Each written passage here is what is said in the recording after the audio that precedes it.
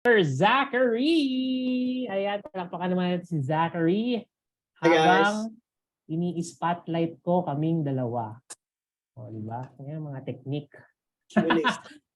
Perfect! Ayan, ang dami ng excited, Zachary, for your sharing this beautiful Monday morning sa ating Mentoring Monday session. So, huwag natin patagalin. Ayun. So, Zach. Yes, Argel. So being the top in ANP for October 2022, ano yung mindset mo? No? Let's start with the mindset going into October. Okay. Interesting yung mindset ko nung October. So for those of you who don't know, halos di ako nagtrabaho the whole year. So halos di ako nagtrabaho the whole year. My mindset this year kasi was really supporting our family businesses. And at the same time growing myself then in my leadership because I'm doing a lot of different projects. So I was quite intentional with having AIA at the back seat. And then October, I decided to do an experiment. And that experiment was all about taking action. I came across this idea called monk mode. So for those of you who follow me on Facebook and on Instagram, if you see my stories, madami akong mga posts doon na monk mode, day 1 out of ganyan, day 1 out of 21, day 2 out of 22, 21, ganyan. So the idea of monk mode is immersion, immersing myself into the actions and activities of AIA specifically. Monk mode can be used for any other thing, no? So, but for the purpose of this experiment sa sarili ko, I wanted to use it for myself, for AIA.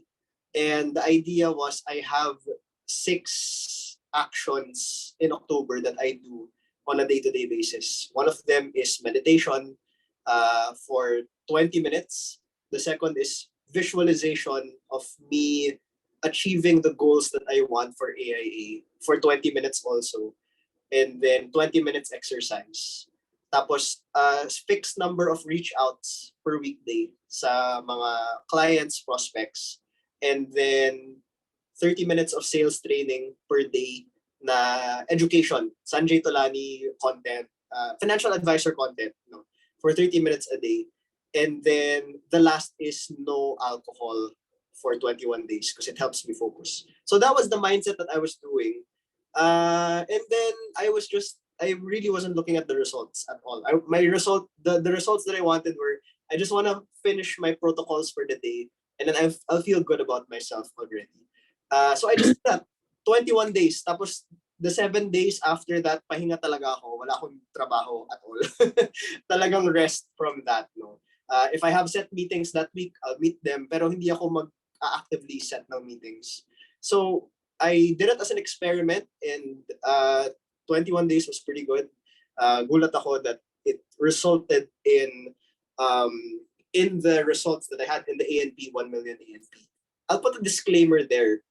So, hindi yung 1 million ANP na yun, it just so happens na na-harvest siya noong October. Pero yung trabaho nun was from last year pa. So, yung biggest case ko nun was 600,000 something. It was actually from last year pa. May kausap ako na part 1, part 2, kumbaga, ng pagkuha nila ng plan with me.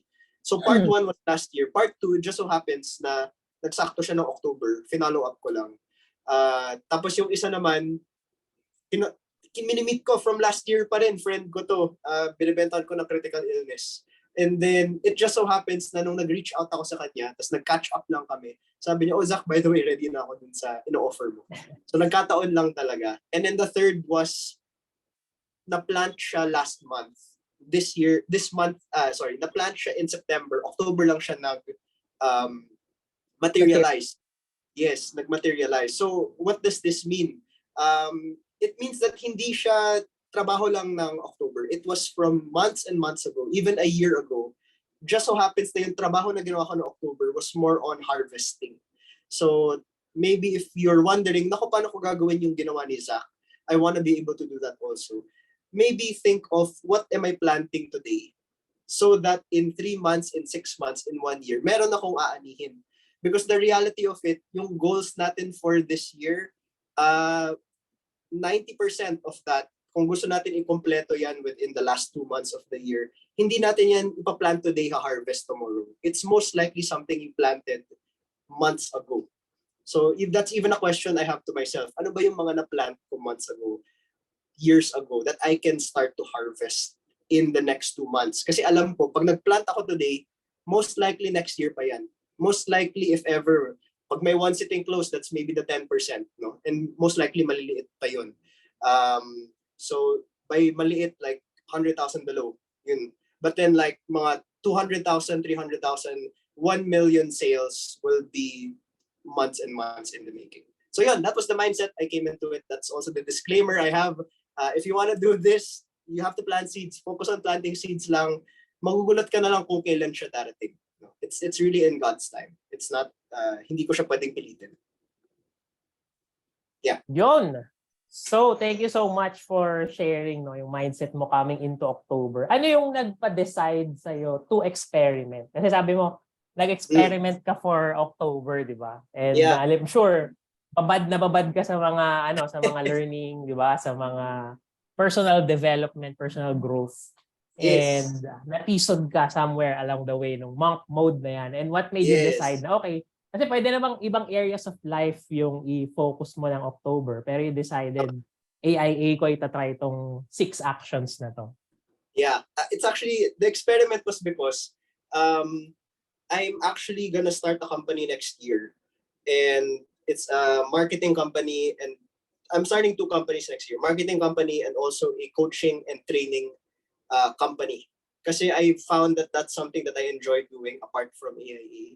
And it just so happens that this is the existing business that I have that I can experiment on, and that can get me the income that I want, the results that I want. But it's actually in preparation for that. It's potentially a coaching program that I will develop next year. Like I'll do a 21-day program with someone and they can hire me and I can support them on that process. But yeah, that's why I experiment with myself, because I want to be able to share that with other people. I want to be able to teach that to other people also. So ngayon, I love AIA because it's brought me all the opportunities that I currently have, even the ideas I have for business, the ideas I have for, how I can develop myself, all came because of AIA. And so, ayan, I also wanted to see, kaya ko bang gawin ulit yung MDRT this year if I just focus on that. I don't have the answer to that yet. As of now, bahala si Lord sa akin. I'm just doing what is necessary. So yung mga monk mode, yung mga visualization ko, the actions, and then whether or not makuha ko this year, it's all good. Can be next year, can be the following year. I'm choosing not to be attached to it anymore, but I'm just gonna do the work that I want to do. So, yun. Ayun. Sige, tama. No? So, ito na kasi existing and gusto mo nang i-try agad-agad. No? Yun naman yung nakuha ko din sa'yo. No? Gusto mong i-execute agad. Hindi yung learning lang. Of course, learning is just one part of the equation. No? Kailangan meron ding execution. Yun yung ginawa mo last October. And yung maganda dun sa 6 actions na yun for me is very systematic. And sabi mo nga, hindi siya fixated to the results na nape-pressure ka at the end of the day. No? So once nagawa mo na yung meditation, visualization, physical exercise, tapos doon sa business side naman, diba, may reach out, sales training, which is sobrang abundant naman yung mga training. Ikaw yung matataranta sa dami ng pwede mong pag-aralan. And you said, nag-focus ka kay Sanjay Tolani. No? So for those who don't know Sanjay Tolani, very well, dami niyang awards. No? Parang multiple MDRTs in 1 year. Parang ganun yung mga accolades niya. So you can follow Sanjay sa YouTube and sa Facebook. So and yung kay Sanjay, naka-ano na siya this year, $750 million in premium. Wow. So he's aiming for 1 billion in premium now this year. So grabe, no? As a solo agent, hindi pa siya leader, di ba? Hindi pa nag-leader. Personal sales, yan. So ganun ka expert, no? If you want to listen to an expert, si Dr. Sanjay Tolani na yon. And yun yung no alcohol din, no? Very interesting na kasama siya dun sa 6 actions. Gusto ko lang idagdag din, no? Diba? Kasi since na-mention mo yung sowing and reaping. Kasi Yes. between sowing and reaping, there's always a delay. Diba? So when you type in the chat box, delay. Yan. Between sowing and reaping, there is a delay. Very true. Kasi 'di ba, like the story ni Zach, kung wala naman siyang tinanim, tapos ang isip niya coming to October is reaping, reaping, reaping, wala din, 'di ba? Parang mafu-frustrate lang din siya at the end of the month, for example. After all the execution na ginawa niya, tapos reaping lang yung ine-expect niya. Wala, 'di ba? So, maybe kung ginawa nga ni Zach yung monk mode na yan early in the year, maaga niyang na-reap yung mga sino niya last year. Tama ba, Zach? Ganun yung mangyayari. Yes, Kung tama. So, yun yung maganda sa ginawa Tama. niyang system. Kasi yung reach out, no?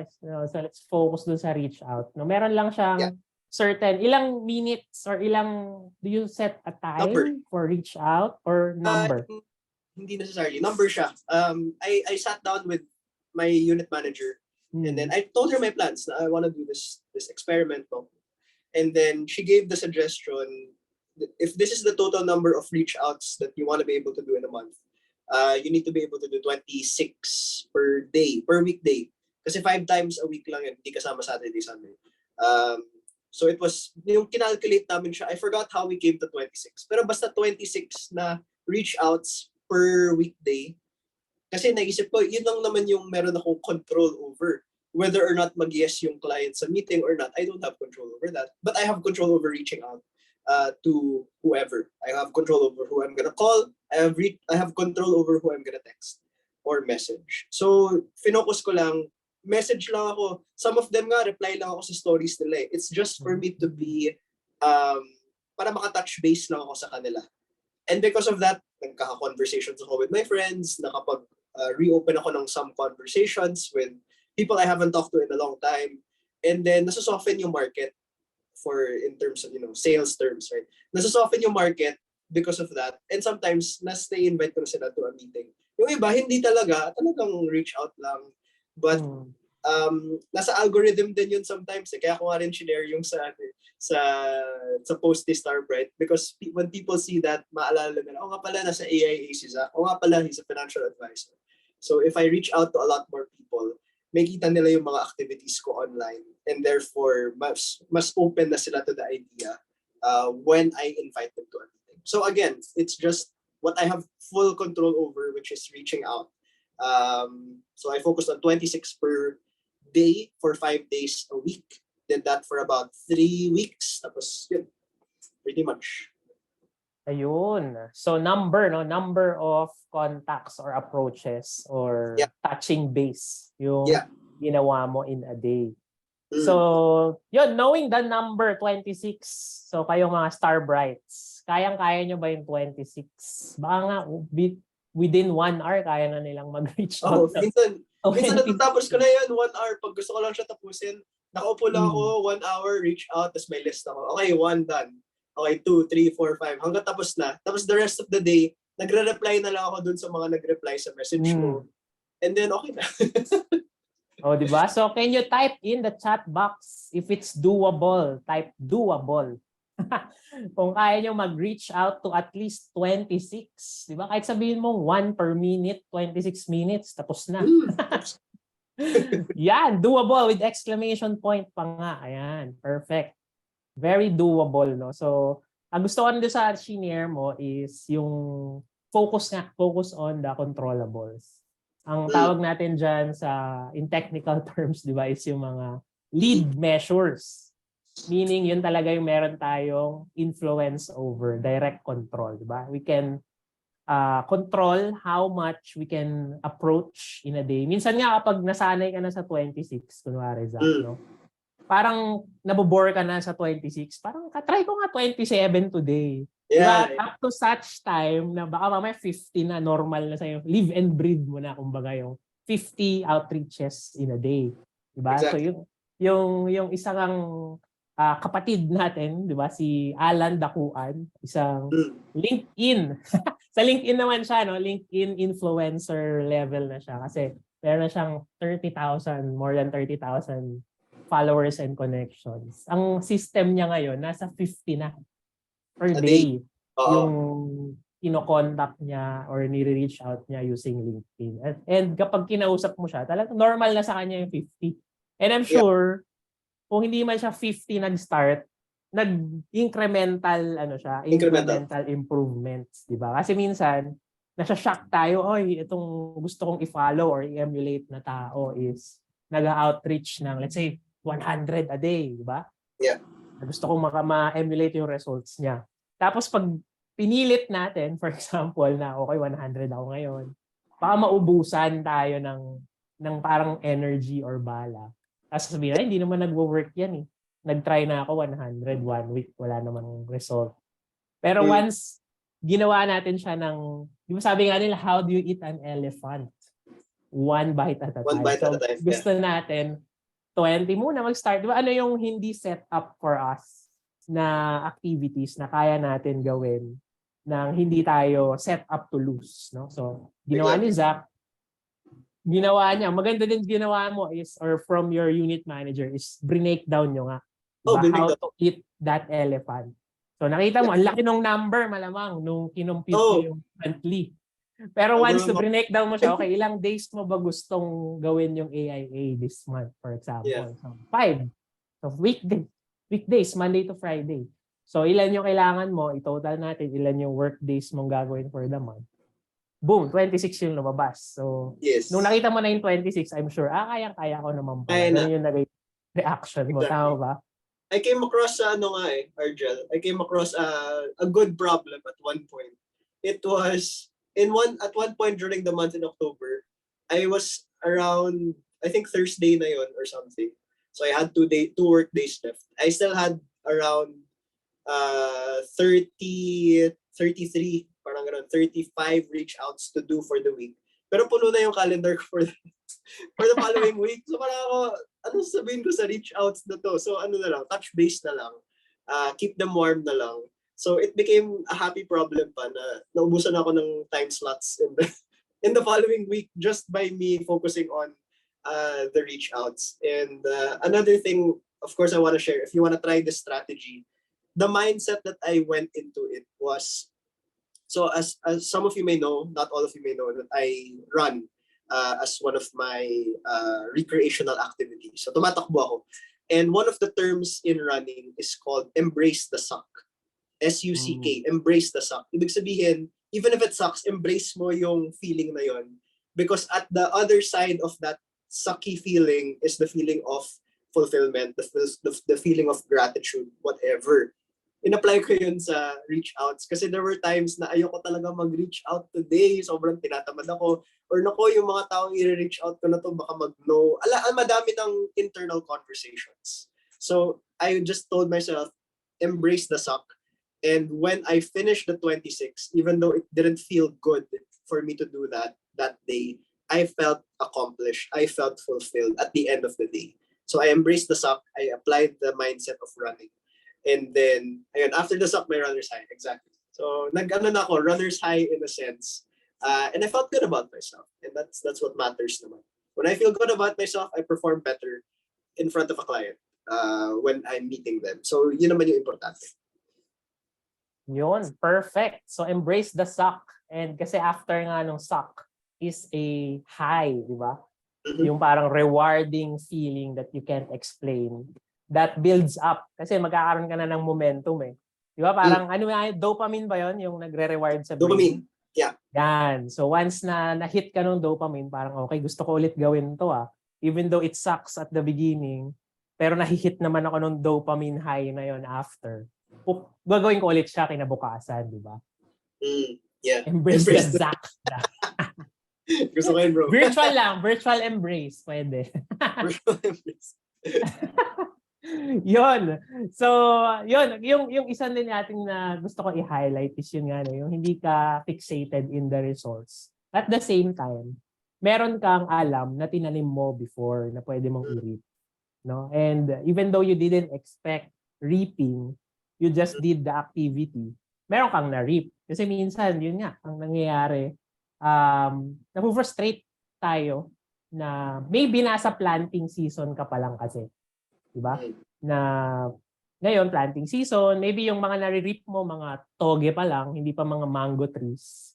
Pero that's okay kasi yun nga that builds momentum and it affirms yung mga actions and yung mga execution activities na ginawa mo for the past days or weeks. Diba? So ano yung pwede mong i-suggest no, sa mga nakasama natin sa Starbright na pwede nilang gawin out of that monk mode? No? Ano yung mga mismong ginagawa mo? Ano yung mga time segments or kailan mo siya ginagawa dun sa 6 actions na baka pwede nilang i-incorporate isa-isa, not all the time isang bagsak na pwedeng gawin. Diba? Gusto mong kuha, di ba? Ang mga pwede mong applicable for you na pwede mong i-implement right away. Basta ang important, which nakuha ko rin sa'yo, is to execute right away. That's so ano yung mga pwede mong Sure.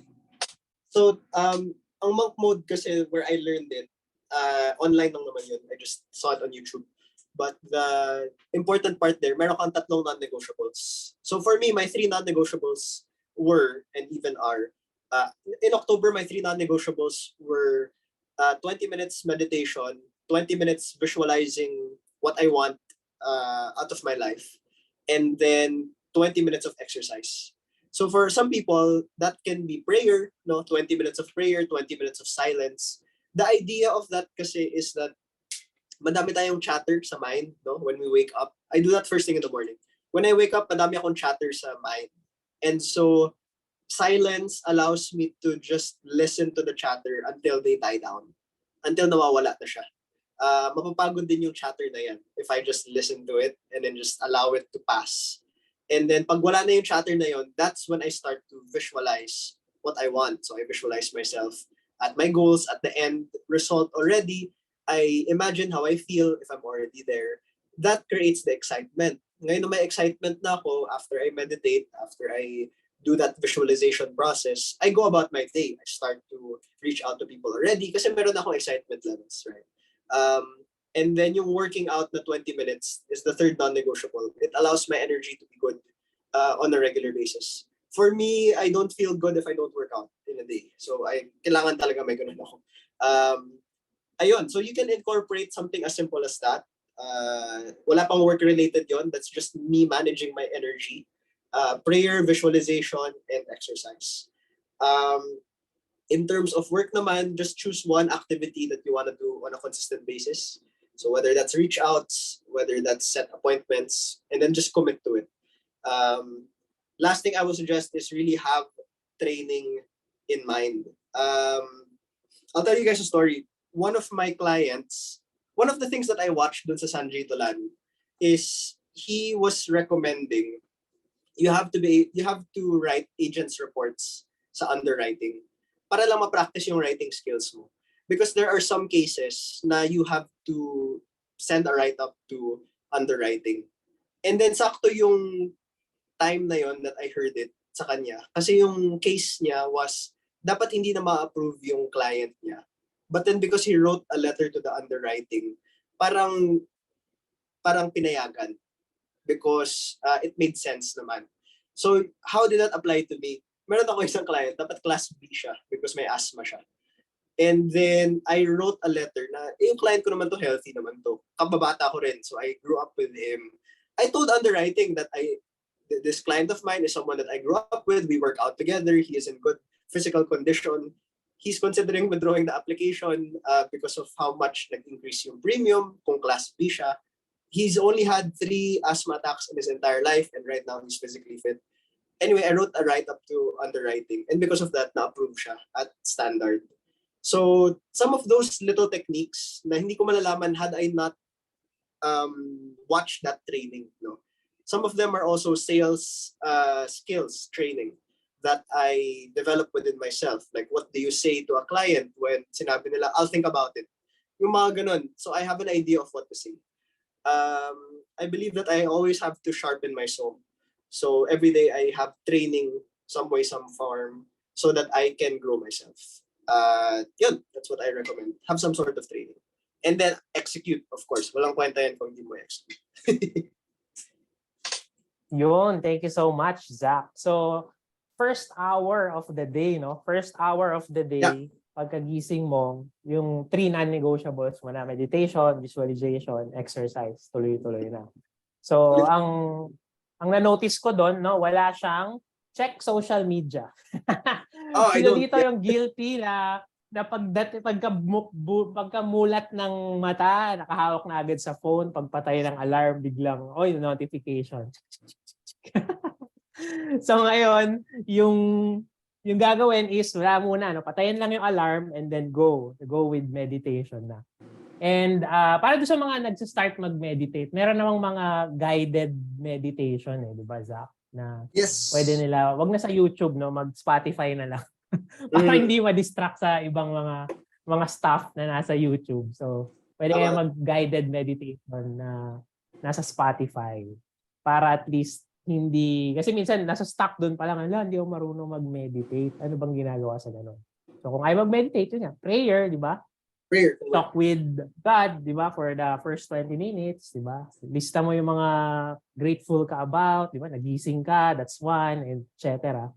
And then visualize kung ano yung gusto mo mangyari for this year, 3 years, 5 years, 10 years, and then physical activity. So, yun nga, one of the pinaka ina-advise talaga to up the energy is talagang physical exercise, which ako guilty din ako na wala masyadong physical exercise. So, kailangan ng ganon to start the day. And maganda naman doon, hindi mo kailangan mag-gym, di ba, Zach? Hindi mo kailangan mag-gym. Kahit walking lang. Sometimes I just do stretching. Walking, stretching, that also counts, di ba? So, yun nga, yung mga things that will not set you up to fail or be demotivated kasi hindi mo siya kayang magawa. So, kailangan set up to win, to build up. Di ba? Parang snowball na, okay, little things, it all counts until ang laki na ng snowball, 1 hour ka na talaga monk mode per day. Tapos saka na lang magdagdag, di ba? Kapag meron ka ng habit na na-form. So yung isang magandang book about it is yung Atomic Habits, di ba? Yes. Yung mga style on how to build up your habits, how to set you up for success. Yun!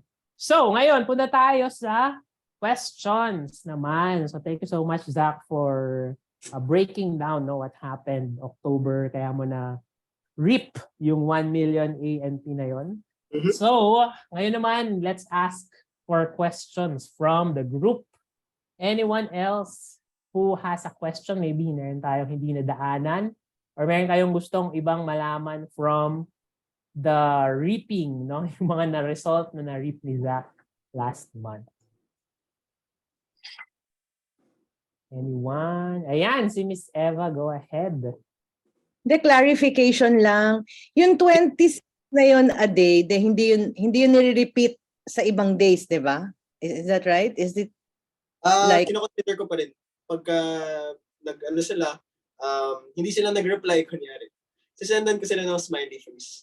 Parang lang, pang follow-up lang. So, kakount ko pa rin yun as a reach out. Paramdam. So, paramdam mo. So, as long as I actively reach out to someone new, even if, kasi I go also by yung sinabi ni Melvin, sometimes you only need to continuously communicate with 10 people until kumuha sila for the month, right? So, my mindset was, as long as I am communicating with someone, reaching out to someone, I will count that as a reach out. It's up to you how strict you want to be with that for you. Kasi for you, for other people, they might want, 26 unique names per day. Ako basta 26 reach outs. Kahit nakausap ko na sila the day before, okay lang for me. So depends. Yeah. When you were computing like how many people you can reach out to, are these people that you have in mind people that you already know? Yeah. They're people I know. They're people that I may know of pero hindi ko pa sila nakakausap. Baka friend ko sila on Facebook or I notice them. So I will have to be creative in being able to form a relationship with them before I offer my services to them. So yung iba, nire-replyin ko lang yung stories nila, kung may stories sila, and all of those things. So yeah, it forces me to be creative. Okay, that's so helpful and exciting yan, Zach. Thank you, thank you. Thank you, Miss Eva. Thanks, Miss Eva. Okay, who else has questions or clarifications? Anyone else? Diyan pa ba kayo, guys?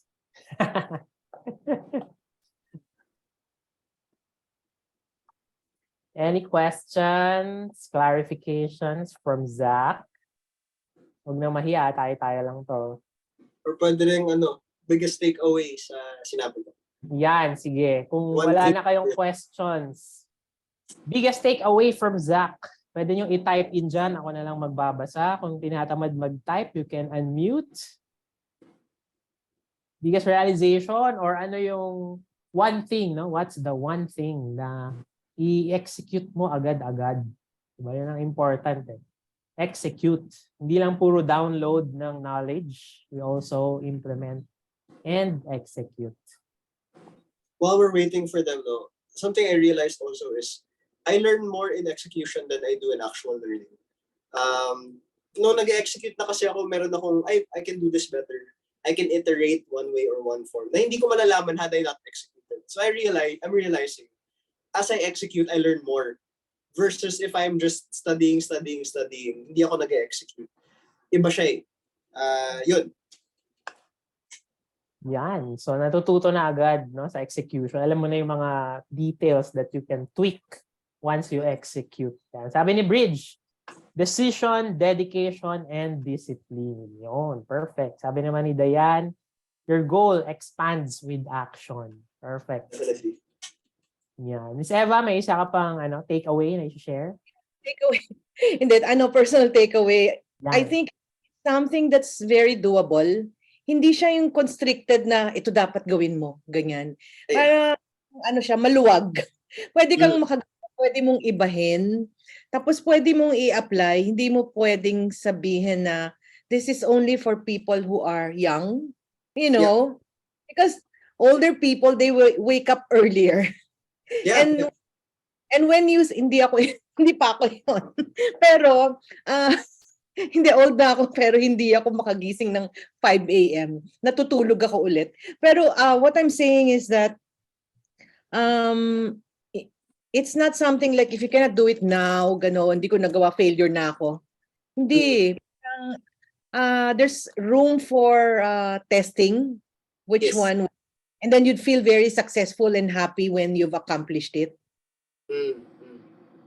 Yan. Thank you for sharing that. I'm reading on the monk mode na kanina eh. Pero I learned, I'm learning a lot from what you discussed. Thank you.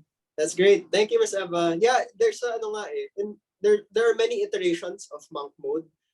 There's some iterations na talagang close off all connections and just focus on work. But then hindi rin applicable sa work natin because our work is reaching out to people. So I tweaked it in a way na I'm still social, I'm still reaching out to people, but I have the goal in mind to do it with an intention to be able to further my business.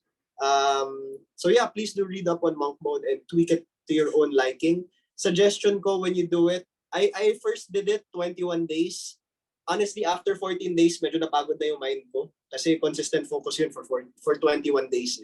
I'm doing an iteration this month of 14 days just to see how it works for me. Some people can go 2 weeks, some people can go 2 months straight monk mode and then take a rest. But it really depends on you, what your style is. Ako, suggestion ko, 3 weeks is a good time to start. 21 days of focus, 21 days of activity, and then you need to take a break for at least 3 to 5 days na you're not working on that. Kasi it will allow your mind to recover. It will allow you to feel refreshed. And personally, that's what I felt. I felt really good. After the rest, I was ready to go into my next monk mode cycle. So currently, I'm at my 14th day out of 14 for this monk mode cycle. So medyo chill na ako the next few days. But not this last day is my last hurrah of like reaching out to people, setting meetings, and then from then on, hindi na ako ganun ka-intentional with it. So yeah, try it out for yourself. How did you silence the chatter? I mean, yeah. During the meditation. So the chatter is normal. The only way to silence the chatter is to listen to it and accept it, send it love. So sometimes the chatter is, ano ka ba, nakainis ka naman, hindi mo to ginawa kahapon. I just listen. Okay, great. Thank you, I appreciate that. And I just let it talk and talk and talk. I don't fight it, because if I fight it, it's gonna grow, magre-resist siya more. But if I just allow it to run its course, eventually nawawala siya. Based on experience, 15 to 20 minutes, nawawala yung chatter of silence. Like, I sit in silence, 15 to 20 minutes, nawawala na yung negative chatter sa akin. If I don't feed into it, if I don't resist it, I just allow it to be there. Parang I think of them as children na makulit lang sila, you just have to let them run around and do their thing until mapagod sila. And then after, okay na. So, Iman Gadzi, yes. Look for Iman Gadzi. Siya yung aking newest online mentor when it comes to productivity, when it comes to monk mode. So please do. The video title is How to Take Control of Your Life by Iman Gadzi. How to Take Control of Your Life by Iman Gadzi. When I first watched that, sabi ko, wow, pwede pala to. So, yeah. Ayan, perfect. So thank you for searching in advance, Ronald. Monk Mode by Iman Gadzi.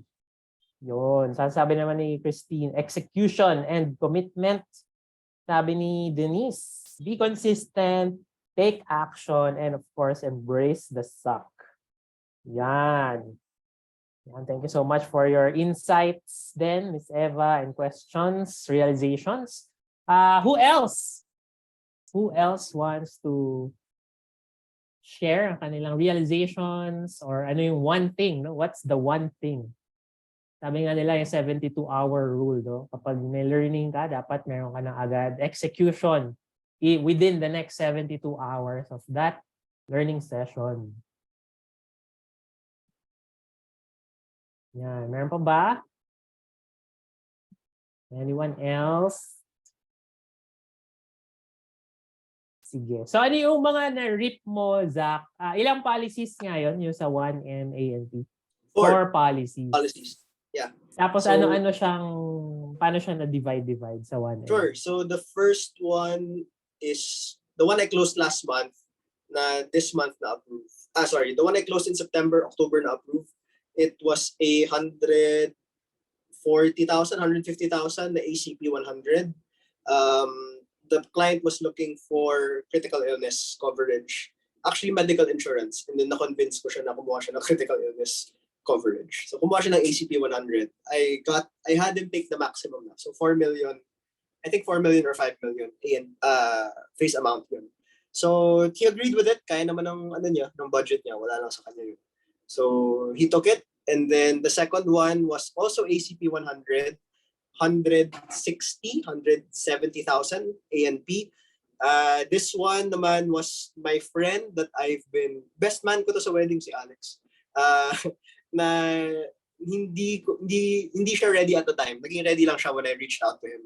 The purpose nga na I met him was, apart from he's a name on the list na check mark ko yun, was to ask him to be my best man sa wedding. But then he was like, before I told him the news, he said, oh, by the way, ready na ako dun sa... So hindi ko talaga in-expect, no? The third one is a friend that got for his driver. It was 24,000 ANP na parang, future builder, pay to 65. And then the last one is FAMPROV 3Pay na 600 something thousand. More for retirement building. Medyo in 50s na yung client. So shorter pay made sense to them. So yeah. Yun. Thank you so much for sharing. So yan ang breakdown, no? So merong isang jumbo and Yes. merong mga hindi naman jumbo pero malaki pa din, di ba? Kasi Yeah. ACP na sagad eh. Sagad yung 4 million na face 4 million. amount. Mm-hmm. And Yan. that So person kung, was 25, 26 years old, something like that. Malaki yung yan. kinikita sa business niya. So pag mag-o-offer ng ACP, pakita na agad yung max. Baka kumagat eh. Baka makat. Diba? Tsaka na lang tumawad. Kasi kung 1 million, wala nang tatawaran pababa. Yeah. Diba? Dapat pakita na okay, itong plan na to, pinaka-maximum that you can get is 4 million. This is how it looks. Diba? Yeah. Kung hindi kumurap, di close mo na. Close mo na ng kung magkano man yung ANP ng 4 million na yon, diba? So, Exactly. And ganda-ganda ng I go by ACP. I go by the rule of thumb. Ito yun, turo ni Sanjay Tolani. Yan. For critical illness coverage, 5 times annual income should be the total coverage. So yung kinuha nga niya, hindi pa yun 5 times. That was only 3 times or 2 times his annual income. Pero sabi ko, you don't have to get the 5 right away. Kasi sabi niya, okay lang ba if I go less? Tapos I just get 4 million or 5 million. Sabi ko, yeah, that's no problem. You don't have to get the 5 times right away. We can build up to it. Pero at least you have something.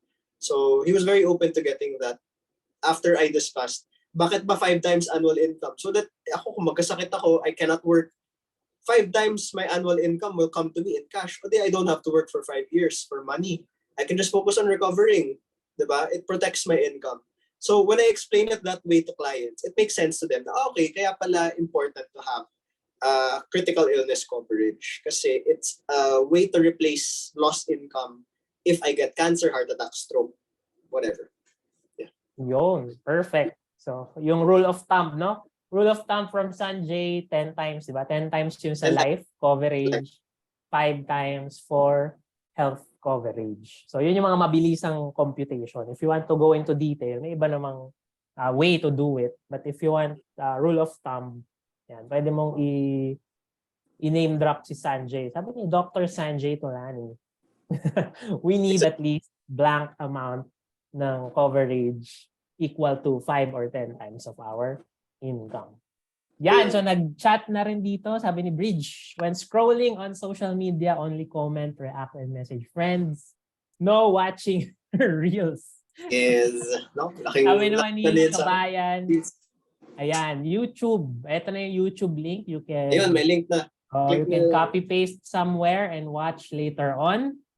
And with that, thank you so much, Zach. Kung wala nang mga questions, let's give Zach a virtual round of applause for sharing ang kanyang mindset and yung mga in-execute niya for October and continuing in-execute niya. No? Nagtatry pa rin siya mag-experiment for this month. No? Excited for your results. Thank you for giving your time, wisdom, and yung mga suggestions mo to us, Zach.